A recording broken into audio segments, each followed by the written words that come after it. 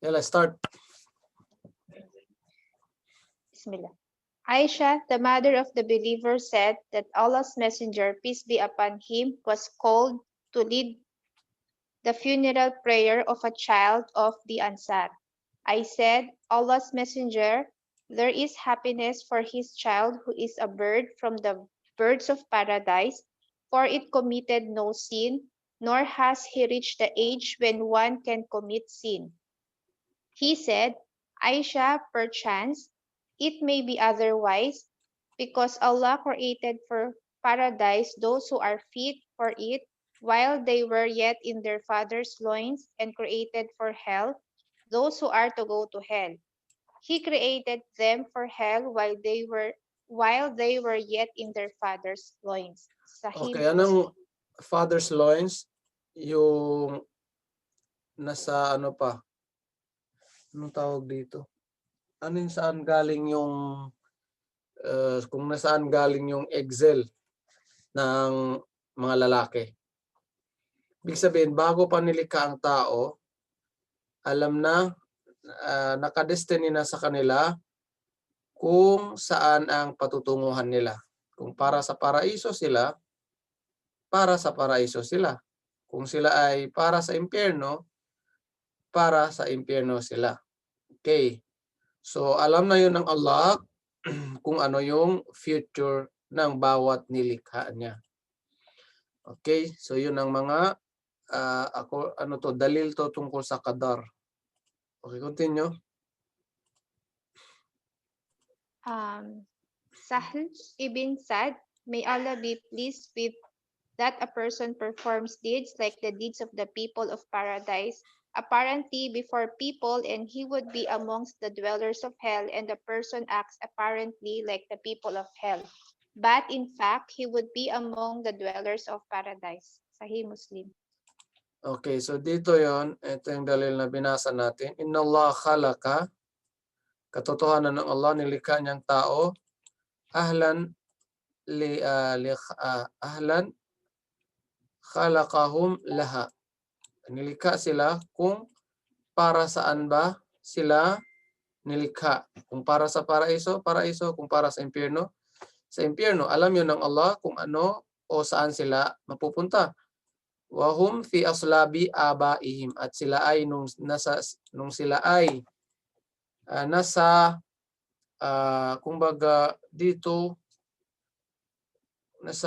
kung yun nung sila ay exile pa lang, hindi pa sila tao. So alam na ng Allah kung ano ang future nila. Wa khalaqa lin-nar ahlan khalaqahum laha, at nilikha din ng Allah yung mga para sa impyerno. Alam din ng Allah kung ano yung future nila pang impyerno. Wahum fi aslabi abaihim, nung sila ay exile. Ano exile ba yung tawag doon? Excel. Ng malalaki. Ano yung cell posters? Sperm, sorry. Sperm cell po. Sa babae nga pala yung exile, no? Oh, nung sila ay sperm pa lang. So bago pa lang sila ilikha. Yung aslab, di ba yung binanggit ko sa inyo yung aslab, kung saan nagmula ang mga sperm ng mga lalaki. Dito yun sa may bandang sa likuran, sa pinakababa part ng likuran. Okay, next. Qala fihi, and then ang sabi ng propeta sallallahu alaihi wasallam, inna rajula, katotohanan ng lalaki, la ya'malu amala ahli jannah, gumagawa sila ng gawain ng mga ginagawa ng mga taga-paraiso, ibig sabihin nag-ibada, gumagawa ng gawaing mabuti, fima yabdu linnas, sa paningin ng mga tao. Sa paningin ng tao, ang taong iyon ay taga-paraiso. Di ba? Minsan sinasabi natin, mashallah, ang taong iyan, nagsasala, nag-aayuno, gumagawa ng mabuti. So sa paningin natin, hindi sa paningin ng Allah, sa paningin natin, ang taong yan, taga-paraiso na. And then, wa huwa min ahlin nar. Yun pala, alam ng Allah, yun pala siya ay taga-impyerno. So anong ibig sabihin dito? Anong point dito? Ang sabi ng mga ulama, baka yung taong iyon gumagawa ng mabuti pero yung intention niya ay hindi maganda. Baka gumagawa lang siya mabuti dahil gusto niya lang mag-gain ang tawag dito, ang kaluguran ng tao. Para sabihin lang na siya ay religious. Para sabihin lang na siya ay mabait. Para sabihin lang, kumbaga pakitang tao lang. Kaya yun ang sinabi ng mga ulama natin. Kaya ang sabi dito ay, yun pala siya ay taga-impyerno.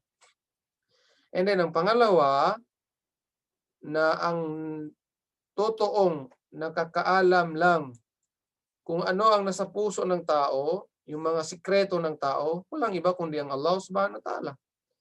And then, wa inna rajula, ganun din ang isang lalaki, la ya'malu, gumagawa ng gawain ng mga taga-impyerno. Ibig sabihin, umiinom siya ng alak dito sa mundo, magnanakaw, babaero.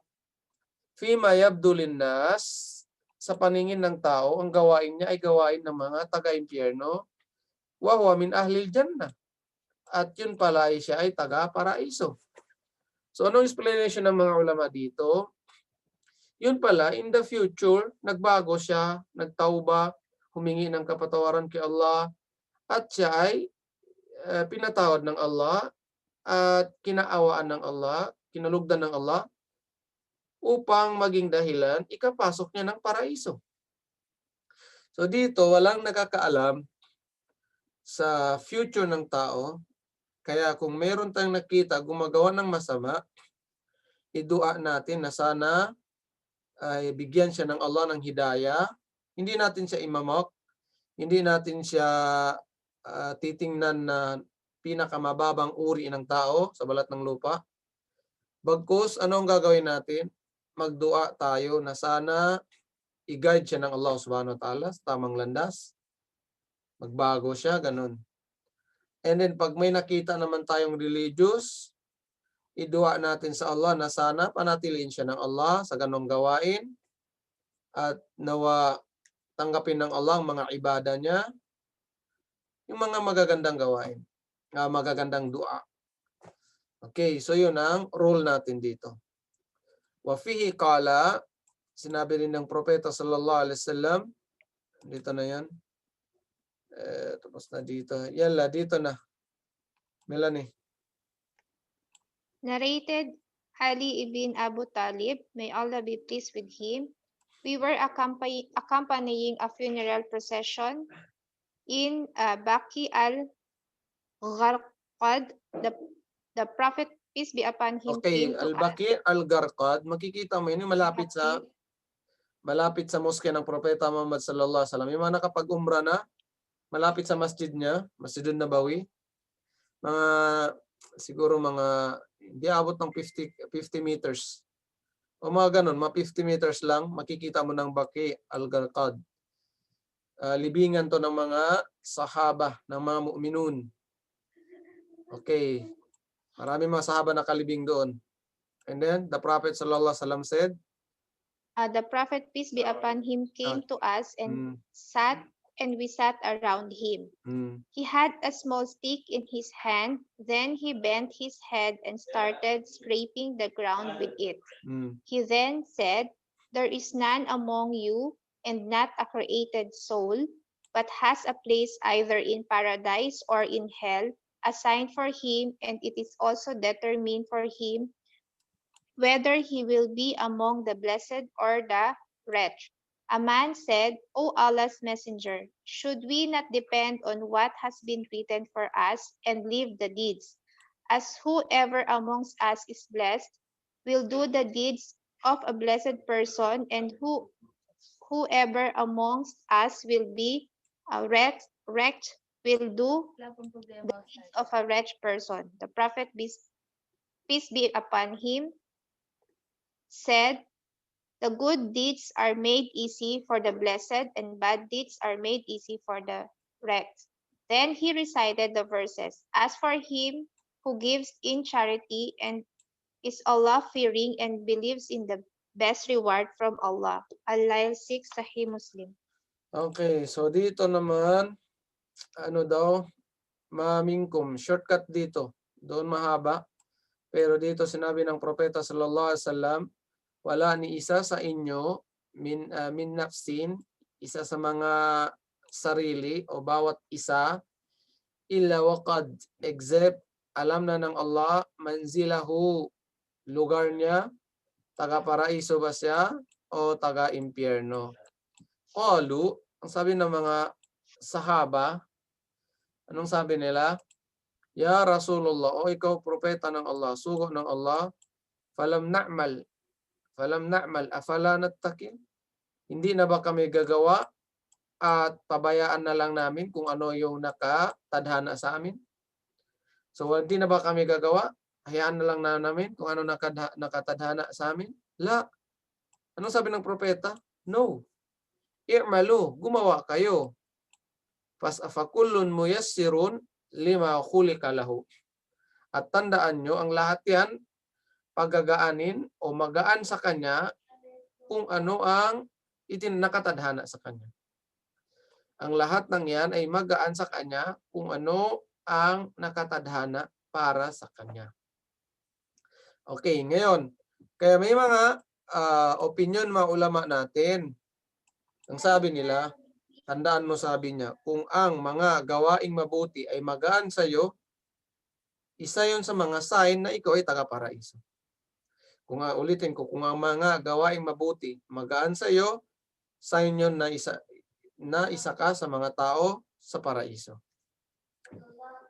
Okay, thumma qara'a, and then binasa ng propeta Muhammad sallallahu alaihi wasallam ang verse ng Allah, fa amma man a'ta wattaqa, at ang sino man nagbigay ng charity, wattaqa, at may takot sa Allah, wasaddaqa bil husna, at pinatotohanan niya, tumalima, tinanggap niya ang katotohanan, hanggang sa sinabi ng Allah, fasanuyassiruhu lil usra. Mahaba to? Ano ba tong ano na ba kayo sa Quran? Saan na ba kayo?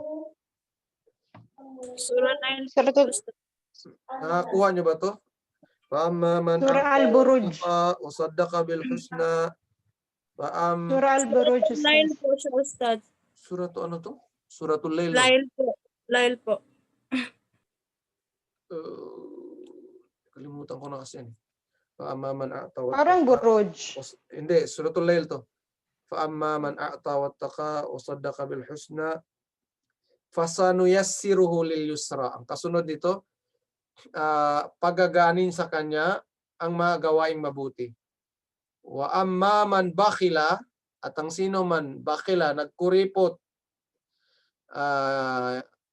wa amma man bakhila wastagna, at sinasabi lang niya ako ay mayaman, yung kayamanan niya hindi niya shinare, fasanuyassiruhu lil usra, at ito ay papahirapan, mahirap sa kanya ang mga gawaing mabuti. So mahirap sa kanya ang gumawa ng kabutihan. So yun ang dito. So ibig sabihin, kung ang nakadestiny sa iyo para sa paraiso, magaan sa iyo ang gawaing pangparaiso. Kung ang nakadestiny sa iyo pang impyerno, mahirap at mabigat sa iyo ang gawaing pangparaiso. Okay. Ngayon, huwag niyo kalimutan na ang lahat ay pwedeng ma-change. Anong nakaka-change ng destiny natin? Hajar? Dua po, Ustad. Okay, ad-dua at saka charity. Dalawa, dua at charity. Okay, next. Pero anong sinabi ng propeta?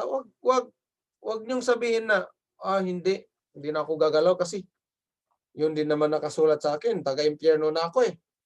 O magkukumpiyansa ka, sabi mo hindi na ako gagawa ng mabuti kasi nakasulat sa akin, taga-paraiso na ako eh. So, bawal. Hindi pwede. Sinabi ng propeta, wag. Kailangan gawin, gumawa ka. Kasi di ba mayroon yung tinatawag nila, qadar ash-shar'i. Ang qadar ash-shar'i, kung anong ginawa mo, yun ang reward mo. Kung gumawa ka ng mabuti, rewardan ka ng kabutihan. Kung gumawa ka ng masama, ang reward mo, syempre, punishment din. Okay, next. Amina. Ito na tayo, Amina. Assalamualaikum po, Ustad. Waalaikumsalam. Question number 141. What is the textual proof that faith in predestination is one of the ranks of faith in His divine decree? Answer. Allah the Almighty says, and all things we have recorded with numbers as a record in a clear book. Yasin verse 12. Okay, Yasin, verse 12. Ano ang dalil? Martaba, pangalawang tawag dito? Pangalawang klase. Pangalawang arrangement ng qadar. Di ba ang unang arrangement, ang lahat alam ng Allah, alam niyang future, alam niya kung ano nasa kasalukuyan, at alam niya yung sa hinaharap. Nakaraan, kasalukuyan, at hinaharap, alam ng Allah subhanahu wa ta'ala. Yun ang unang martaba o level ng qadar. Pangalawa, ang paniniwala bil kitabatil maqadir, na ang lahat ng nakatadhana ay nakasulat lahat. So anong binanggit ni Amina? Sabi ng Allah, wa kulla shay'in, at ang bawat at ang ano-ano man at kung ano-ano man ang mangyayari.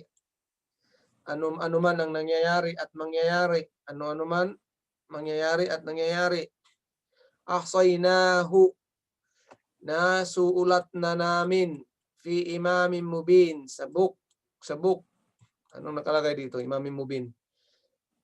Recorded, naka-record na yan with numbers. Lahat yan naka-record na. Clear book. Ang imamin mubin, clear book.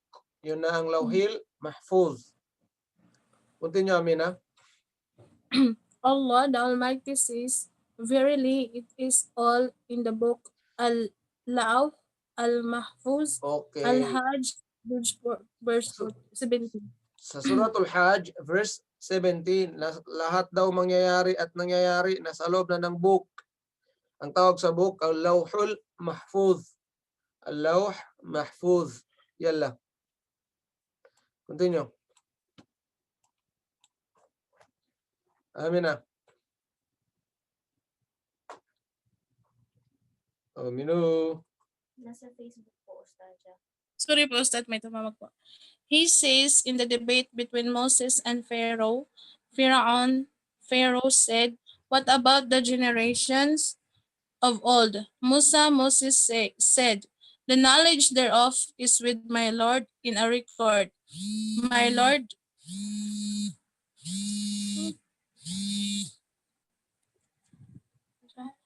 My Lord neither hears nor does he forget. Surah Taha, verse 51 to 52.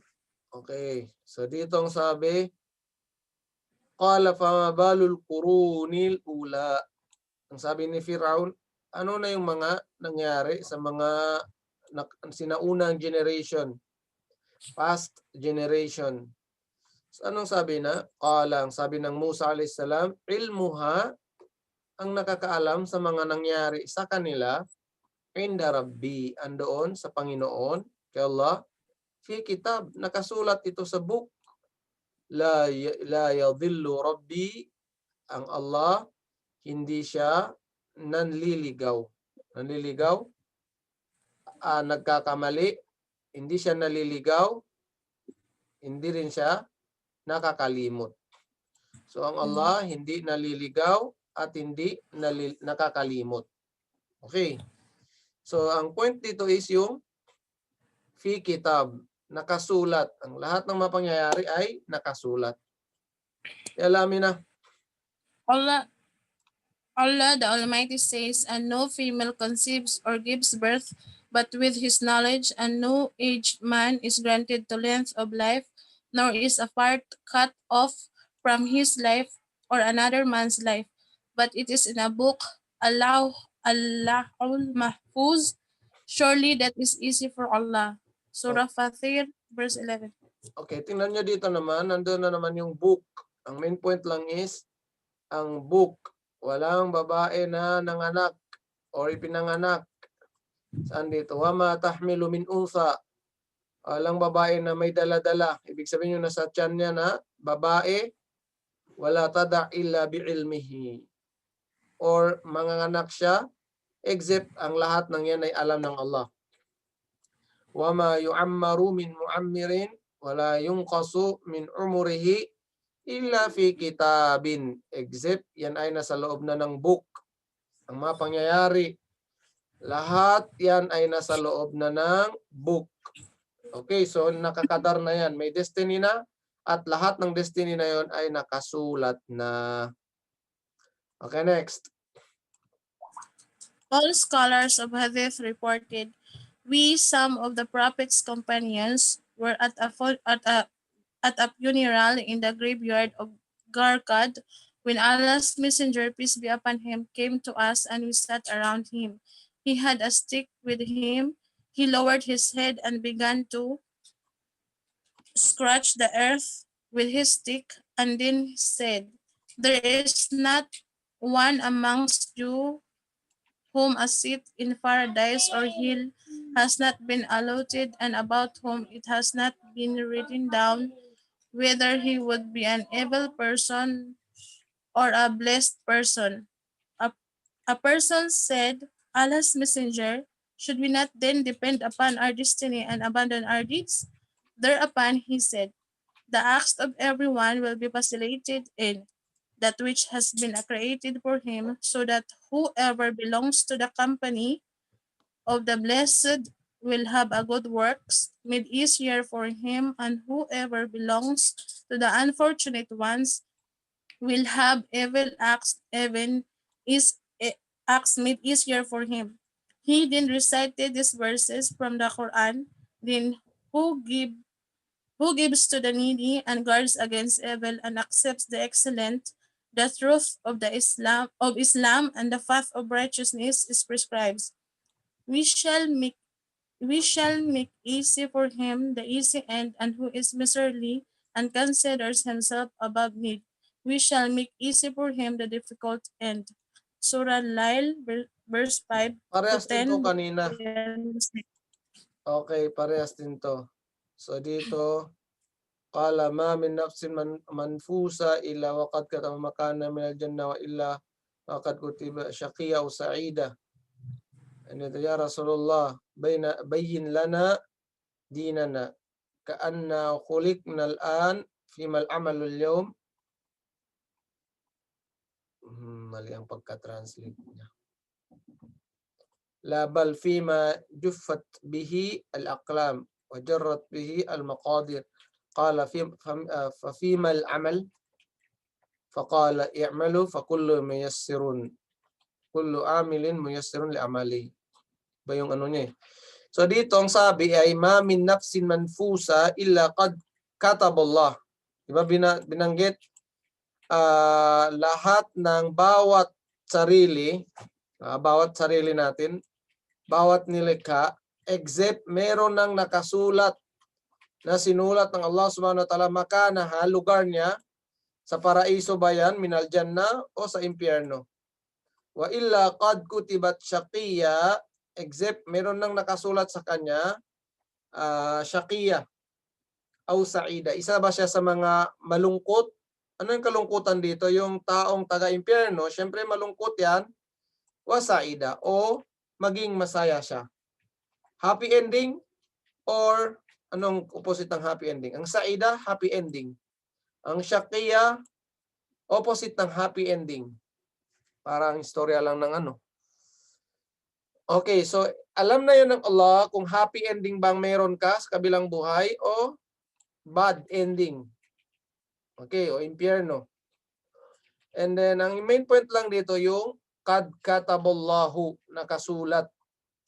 Kasi ang pangalawang level ng qadar ay yung kung ano ang nakasulat sa atin. And then, dito naman, sabi ng propeta Muhammad sallallahu alaihi wasallam, bal fima hindi. Ito pala, sabi ng propeta. Gumawa kayo, sabi niya, gumawa kayo ng mabuti o gumawa na lang kayo ng gumawa, wag na kayo mag-isip ng qadar. Huwag na kayong mag-isip kung ano yung future nyo. Ano yung ibig sabihin ka doon? Huwag na kayong mag-isip, gumawa lang kayo ng gumawa. Hajar, anong point dito? Gumawa lang kayo ng gumawa. Huwag na kayo mag-isip ng kadar. Anong point doon? Ustad, Assalamualaikum. Alayhi salam. Hindi, gawin lang po yung part namin na gumawa ng mabuti. Hmm. Kasi yung kadar po is unseen. Ang Allah lang po ang nakakaalam. Tsaka despite naman po na, halimbawa gagawa kami ng mabuti, wala naman din po ang Allah lang nakakaalam kung tatanggapin yun or hindi eh. So better yet, mag-invest by doing yung tama. And ang sa mercy na lang po ng Allah na kung tatanggapin niya po yun or hindi. Okay, ganito eh. O, tama. So, gawa na lang tayo ng gawa. Ngayon, kung nakagawa tayo ng kabutihan, di ba, ang next procedure is, Ya Allah, tanggapin mo sana ang gawain namin mabuti. So, yun ang ano nun. At the same time, gumawa ka ng ibada, limbawa, ginagawa mo rin ang condition ng mga ibada na ginagawa mo. Anong condition ng ibada pag ginawa natin? First, for the sake of Allah. Anong second condition? Ginawa mo ito tulad ng paggawa ng propeta sallallahu alaihi wasallam. Halimbawa, sala. Bakit mo ginawa ang sala? For the sake of Allah. Paano mo ginawa ang sala? Tulad ng paggawa ng propeta Muhammad sallallahu alaihi wasallam. Yun ang condition niya. At least, ginawa mo yun at ginawa mo ang requirement niya, and then Allah nang bahala doon. And then fakulun muyassarun. Ang lahat ay magaan para sa wa fi riwayatin kullu amilin muyassarun li amali. Ang lahat ng tagagawa ng mabuti, magaan sa kanyang gawaing mabuti. Ang lahat ng tagagawa ng kasamaan, magaan sa kanyang gawaing masama. So ganun lang yun siya. Okay, next. Sherniza. Malakas bang signal mo, Sherniza? Assalamualaikum, Ustaz. Waalaikumsalam. Question 142. How many preordainments are included in this rank? Answer. They are 5, all of which belong to knowledge. First, recording one's ordinance 50,000 years before the creation of the heavens and the earth, when the pen was created by Allah, the Almighty. This is called the eternal preordainment. Okay. So, ang una. So, kam yadkhul fi hadhil martaba min al-maqadir. Ilan na naman? Nagsanga-sanga na naman siya. Una, yadkhul fi dhalika khamsatan. Ilan? 5. Khamsatun. Min al-maqadir. Kulluha tarji' ilal ilm. Ang lahat ng ito ay under siya ng kaalaman ng Allah subhanahu wa ta'ala. Under siya ng kaalaman. Ilm. Kaalaman ng Allah. At takdirul awwal, ang una, kitabatu, pagsulat. Diba? Sinulat na yan ng Allah. Qabla khalqis samawat, before pa niya sinulat, before pa niya nilikha ang mga langit, kalangitan, at kalupaan, bi khamsina 50,000 years. 50,000 years before niya nilikha ang kalangitan at kalupaan, sinulat na ng Allah kung ano ang mangyayari. Sinulat na niya kung ano ang mangyayari hanggang saan? Sa pagpasok ng paraiso. Diba? Nakasulat na to lahat. Kung anong mangyayari ngayon, anong nangyari nakaraan, nakasulat na to dito. At kung ano ang mangyayari sa future. Hanggang sa pagpasok sa paraiso, nakasulat na yan. Indama khalaqallahu, nung nilikha ng Allah ang kalam. Nung nilikha ng Allah ang kalam, pen. Anong kalam? Yung kagamitan na ginagamit sa pagsusulat. Usually sa English, pen. Sa atin naman, panulat. So, yun ang, nung nilikha ng Allah ang panulat, pen, 50 years, 50,000 years, sorry, 50,000 years before niya nilikha ang kalangitan at kalupaan. Ang tawag dito at takdirul azali. Ang tawag dito, yung predestination, yung pinaka, ito yung pinaka early o unang-una. Unang-una. Okay, next. Pangalawa. Second, the preordainment of lifetime when Allah the Almighty took the covenant from the children of Adam. And remember, when your Lord brought forth from the children of Adam, from their loins, their seed, or from Adam's loins his offspring, and made them testify as to themselves, saying, Am I not your Lord? They said, Yes, we testify. Lest you should say on the day of resurrection, Verily, we have been unaware of this, or lest you should say, It was only our fathers aforetime who took others as partners in worship along with Allah, and we were merely their descendants after them. Will you then destroy us because of the deeds of men who practice al-batil? Example, polytheism and committing crimes and sins, invoking and worshipping other besides Allah. Al-Araf 172-173.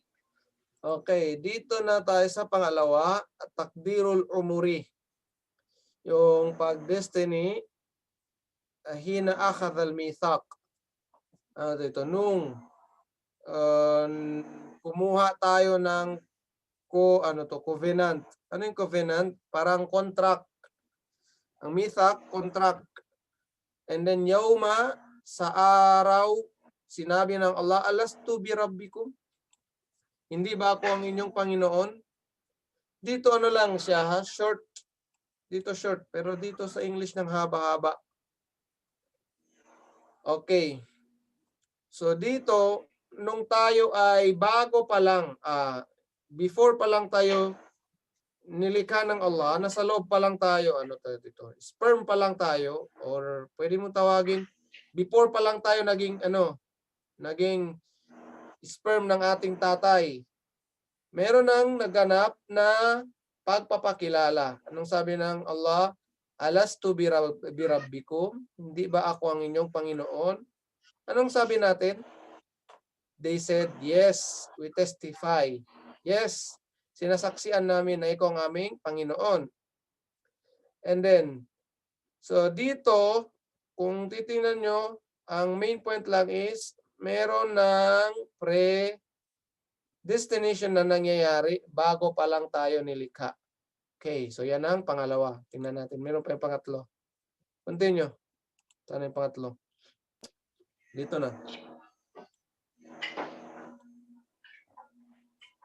Yala. Shaniza. Third, the preordainment of lifetime when the nutfa makes drops of male and female sexual discharge is given life within the womb. Okay. Ang sabi dito, meron yan sabi, nung 4 months pa tayo, 4 months tayo sa tiyan ng ating nanay, meron na namang dyan, sinusulat sa atin, 4 months. So pangatlo na yan, may destination na naman na sinulat sa atin, o qadar, o destiny. Ano dito ang sabi? At-thalith at takdir al-umuri aydan inna takhlit nutfa fi rahim. Nung nag-mix na. Sabi dito 4 months eh. Meron ako na 4 months. Next. Fourth, the annual preordainment on Laylat al-Qadar, the night of power. Okay, so dito na naman. Meron naman mga changes. Pwede mag-change ang mga qadar dito sa gabi ng Laylatul Qadar. Okay, next. Fifth, the daily preordainment, which is carrying out all the above at their proper times. Okay, so dito, ang pinaka, fifth, which is carrying all carrying out all above at their proper times.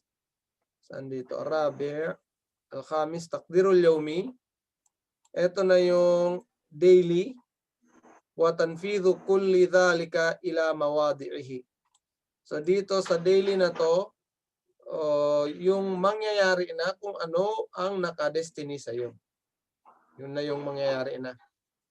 Okay, so dito mangyayari na kung ano ang nakadestiny sa iyo. So yan ang 5 tartiban. 5 order ng destiny. Yan lang. Tarhata 143. Assalamualaikum Ustaz. Alaikum salam. 143. What is the textual proof of the eternal preordainment? Answer. Allah the Almighty says, no calamity befalls on the earth or in yourselves, but it is inscribed in the book of decrees. Allah al-Mahfuz. Allah al-Mahfuz, before we bring it into existence. Al-Hadid 22. Okay, so lahat yan meron ng pre. Ano yung pre sa pre? Yung bang bago pang mangyari, meron nang nakatadhana sa kanya. At takdirul azali, kala Allah, ma asaba min musibatin. Walang mangyayari na musiba fil ard sa lupa, illa wala fi anfusihim, at walang nangyayari sa kanilang sarili, except fi kitabin. Nakasulat na yan sa Lawhil Mahfuz, min qabli an nabra'aha, before pa ito mangyayari, ito ay nakasulat na. Okay. Next. Abdullah bin Amr bin al-As, may Allah be pleased with them, reported, I heard Allah's messenger, peace be upon him, saying, Allah ordained the measures of quality of the creation 50,000 years before he created the heavens and the earth, as his throne was upon the water. Okay, so tingnan natin dito sa next. Sinulat na ng Allah, kataballahu maqadir al-khalaik.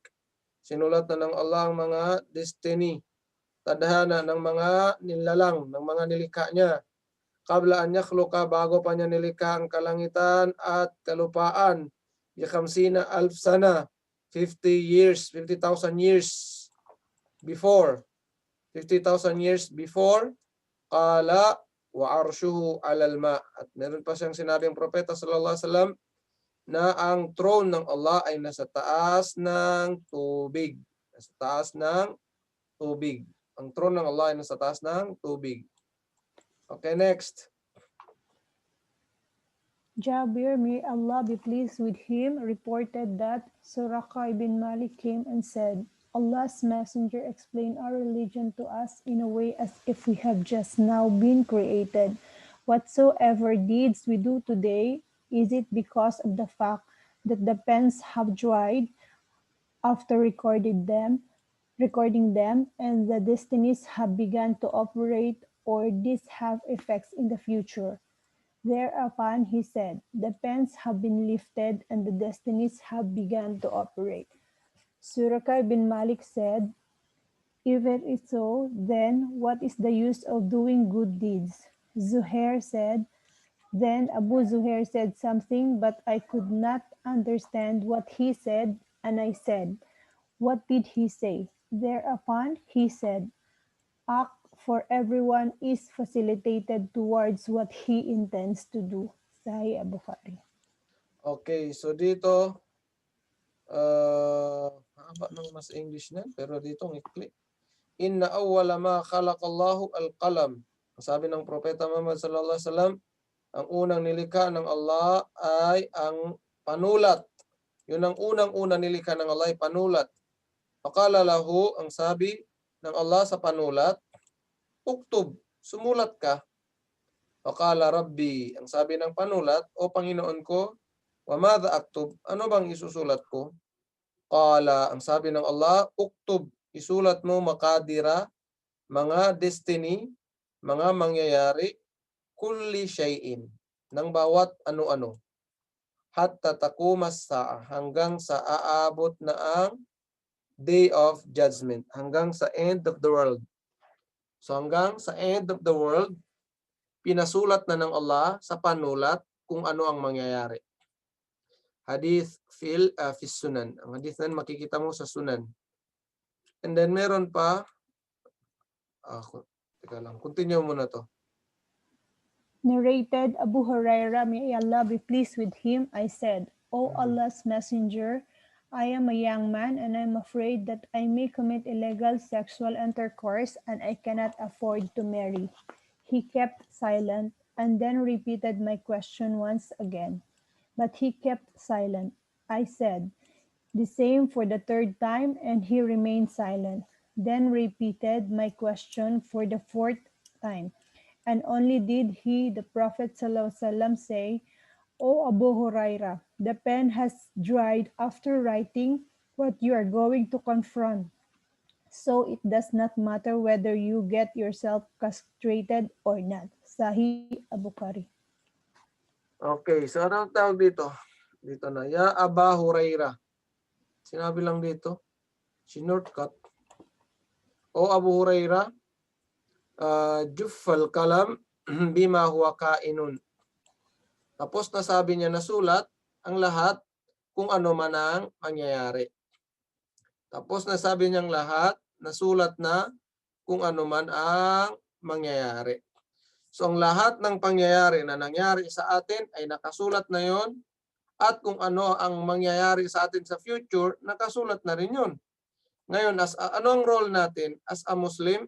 Paniwalaan ang destiny na nakasulat sa atin, future man yan o yung nakaraan natin, at the same time gagawin natin kung ano ang abot ng ating makakaya upang magampanan natin ang role natin as a believer, as a alipin ng Allah subhanahu wa ta'ala. So yun ang role natin, gumawa ng mabuti. Kung ano yung tingin natin mabuti, pag-aralan natin, gampanan natin, at isabuhay natin yun. Okay, this is a matter of belief, paniniwala. At hindi dapat makakaapekto ang paniniwala mo sa paggawa mo ng kabutihan. Dapat yung paggawa mo ng kabutihan, steady pa rin yun. Steady pa rin yun. And then, always lagi yung dua natin. O Allah, ibigay mo sa amin ang paraiso. O Allah, isulat mo ako sa isa sa mga tao na taga-paraiso. Kasi hindi natin alam eh. Ngayon, tulad ng lagi natin binabanggit, ang destiny kasi pwedeng ma-change ng dua. Kung nakasulat man na kung nakasulat man na taga-impyerno tayo at dinuwa natin ng Allah, gawin mo ako isa sa mga taga-paraiso, walang imposible sa Allah subhanahu wa ta'ala. Hindi yon posible na maging taga-paraiso tayo. So ganun ang role natin. Gumawa ng mabuti, ihingi natin sa Allah na tanggapin niya yon, at lagi natin idua na sana isulat niya tayo isa sa mga tao sa loob ng kanyang paraiso. Intindihan niyo? Naintindihan niyo yun? Ajar? Yes, Ustads. Okay. So yun lang, hanggang dito lang muna tayo. Huwag niyong kalimutan ang attendance nyo. Wala tayong quiz ngayon. Naktafi bihadzal qadar. Subhanakallahumma wa bihamdik. Asyhadu an la ilaha illa anta nastaghfiruka wa natubu ilaik. Birahmatika ya arhamar rahimin.